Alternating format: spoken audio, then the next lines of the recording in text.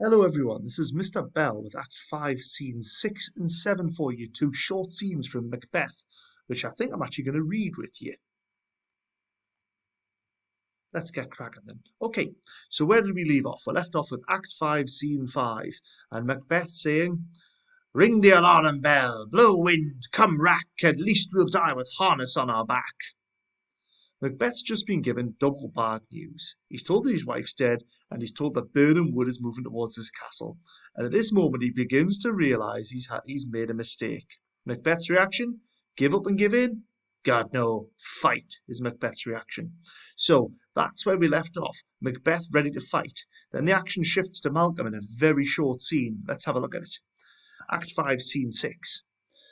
Dunsinane before the castle, and you can see from the image here come all of Macbeth's army, all carrying a branch of a tree. God, it's ridiculously corny, I realise, but it has to be there. Malcolm says it's used for camouflage. Really, it's used by Shakespeare just to make the prophecy come true, isn't it? So anyway, here they are before the castle. The drum and colours enter Malcolm, Seawood, Macduff and their army with bows. Now Malcolm is the Prince of Scotland. He's the Prince of Cumberland and he's going to be the next king, so I'm going to have a posh voice. Seawood is the Duke of Northumberland. Seawood is the hardest warrior in England and he's come to lend his hand to this. So he's going to be broad Geordie and Macduff's going to be a little bit Scottish because that's what he is. He's a Scottish patriot. Let's begin. Malcolm says, "Now near enough, your leafy screens throw down, and show like those you are. You, worthy uncle, shall, with my cousin, your right noble son, lead our first battle. Worthy Macduff, and we shall take upon us what else remains to do according to our order." "Fare you well. Do we but find the tyrant's power tonight, let us be beaten if we cannot fight. Make all our trumpets speak, give them all breath, those clamorous harbingers of blood and death." Right, and if we're going to summarise what happens in this scene, it's effectively men getting ready to fight, isn't it? Malcolm's saying to the men, "Right, you can put your trees down now." Thank God, because that was an embarrassing trick Shakespeare used. And he says to Seawood, "You and your son can lead the battle. Lead our first battle means lead our first men into the battle. Macduff and Malcolm will follow." Seawood looks very excited by it. There's another reference to tyrants there as well, and the tyrant's power. Notice Seawood speaking in rhyming couplets. We've got Macduff in rhyming couplets. I think this is all done here to generate a sense of excitement. So this short scene really is used for pace, isn't it? So what happens? Malcolm's army arrives at Dunsinane and prepares to fight. What's it used for? It's used to generate pace. Now, you might have noticed that Act 5 is pretty quick. There's 8 scenes in Act 5, and none of them are very long. We go from Lady Macbeth suffering, to Scottish noblemen rebelling, to Macbeth, to Scottish noblemen, to Macbeth, to Malcolm's army, next to Macbeth in a moment, and then to the big fight scene at the end. So Shakespeare is intercutting scenes really rapidly here to create the sense of pace and action. And so Malcolm's army are getting ready for an assault on Macbeth's castle. But the audience aren't really bothered about that, are they? They're more interested in what's happening to Macbeth. Last we saw of Macbeth, he was given 2 lots of devastating news. Firstly, his wife's dead. And secondly, Birnam Wood is coming to Dunsinane. Next scene, we're going to see Macbeth fighting. Okay, I haven't provided note sheets for you in this one because there are two relatively unimportant scenes designed for pace so you can make your notes on your own paper. You don't need a note sheet for them. Let's go on to the next scene, Act 5, Scene 7. Macbeth's going to be challenged in his castle and he's going to kill young Seawood. Here he is here, just totally easily killing young Seawood. Who is young Seawood? Well, I've just introduced Seawood before. Here is the Geordie fella. Seawood is the best warrior in the English army. His son, therefore, will be the best young warrior.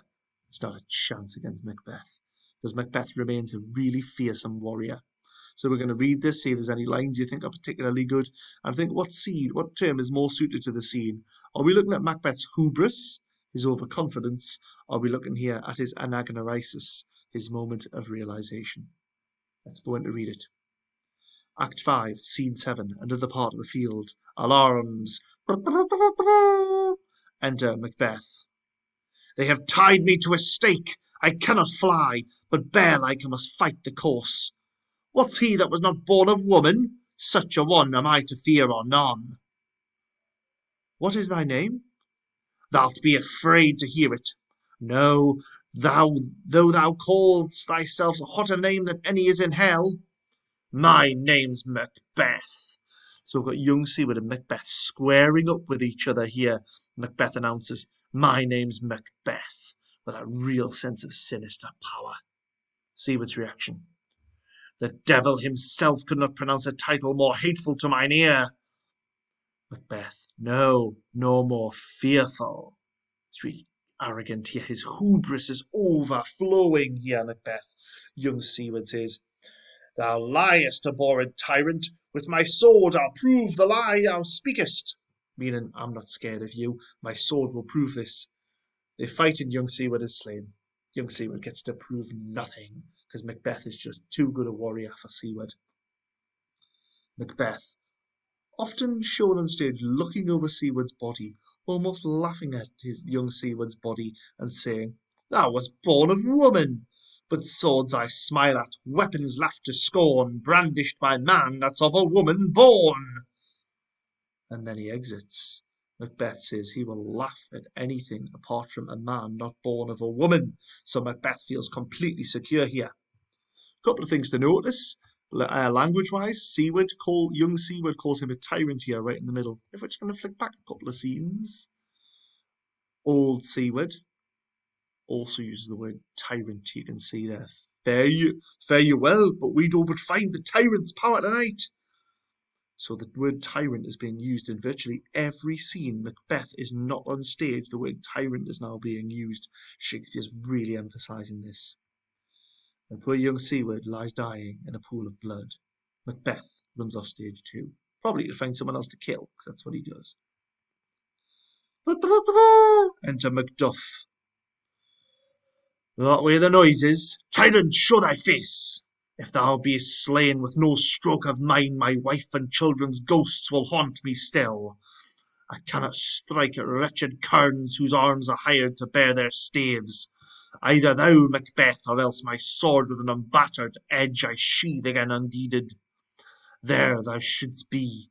By this great clatter one of greatest note seems bruited. Let me find him fortune, and more I beg not. Exit. More alarums. Now, Macduff here. A couple of things I want you to be aware of. Macduff says, tyrant, show thy face. Again, he's referred to as a tyrant, Macbeth. But Macduff says something I think slightly sadder. He says, if thou be slain, if Macbeth is killed with no stroke of mine, if Macbeth is killed by someone else, my wife and children's ghosts will haunt me still. Macduff needs vengeance on Macbeth. He has to get his vengeance. Macduff at the end here says, let me find him fortune. He's asked for fortune, for fate to favour him here, that it becomes his destiny to kill Macbeth. He's now a real avenging soldier of God, seeking out this evil, evil tyrant. So Macduff runs on stage, and then two more characters run on stage. It's very that much like that going on at the moment, isn't it? Characters running on stage, saying some lines, running off stage. Shakespeare's really generating pace. So the next on stage, Malcolm and Seawood. Seawood. This way, my lord, the castle's gently rendered, the tyrant's people on both sides do fight. The noble thanes do bravely in the war. The day almost itself professes yours, and little is to do. We have met with foes that strike beside us. Enter, sir, the castle. Exeunt. Alarms. Seawood informs Malcolm here that his army is winning. Again, another reference to tyrant. It wasn't until I was actually doing these lessons again that I realised how often tyrant's been used.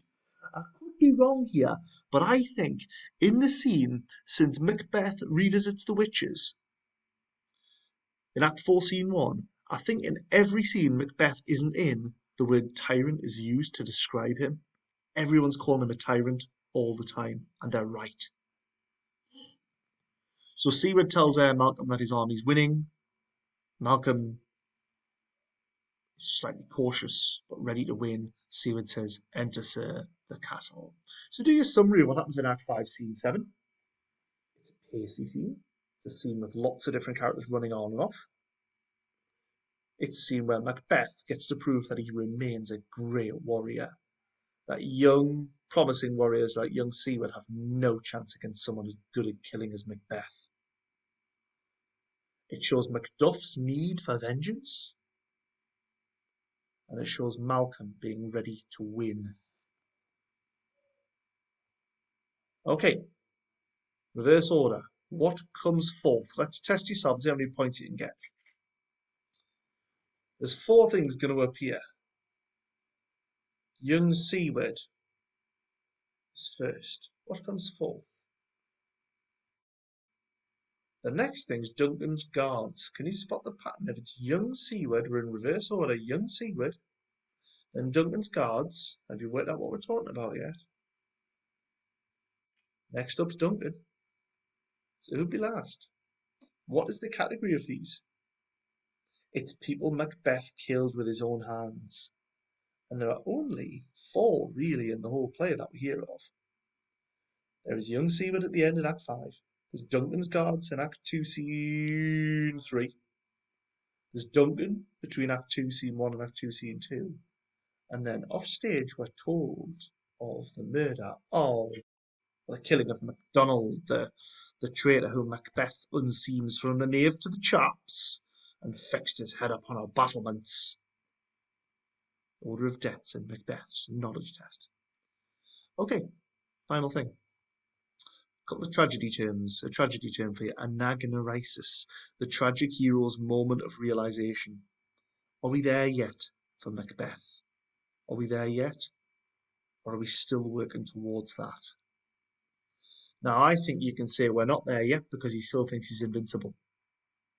I also think you can say Macbeth realizes he's defeated from the moment his wife dies. I think both of those work for moments of anagnorisis. Do you think Shakespeare's included scene 6 to allow his audience time to understand that Macbeth is beginning to realize he's made a mistake? Well, I don't know. There's not a lot of evidence in Act 5, Scene 7 that Macbeth thinks he has made a mistake. In Scene 7, the realization remains, but he still fights on. Let's think of him as a tragic hero. A tragic hero has to realize he has made a mistake. Not sure if Macbeth has yet. Not sure if he has in this scene anyway. But a tragic hero also has to die a noble death. And what more noble death would there be for a great warrior like Macbeth than dying in battle? And that's the way he's going to die in the next scene of Macbeth, the final scene of the play. Okay, make your notes, send your notes to your teachers, and thanks for listening.